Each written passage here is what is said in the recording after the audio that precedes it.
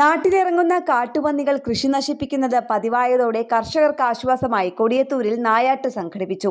Empanel ഷൂട്ടർമാർക്ക് കാട്ടുപന്നികളെ പിടികൂടാൻ സാധിക്കാത്ത പശ്ചാത്തലത്തിലാണ് അംഗീകൃത ഷൂട്ടർമാരുടെയും വേട്ടനായ്ക്കളുടെയും നേതൃത്വത്തിൽ നായാട്ട് സംഘടിപ്പിച്ചത്.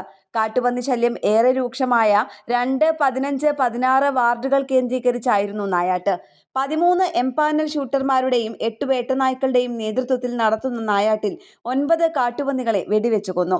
ഗ്രാമപഞ്ചായത്ത് president Divya Shibu, vice president Fasal Kodiyathur, standing committee chairperson Ayisha Chelappurath, ward member V Shamlolath, UP Mammad, KJ Seenath, Fathima Nasar തുടങ്ങിയവർ നേതൃത്വം നൽകി.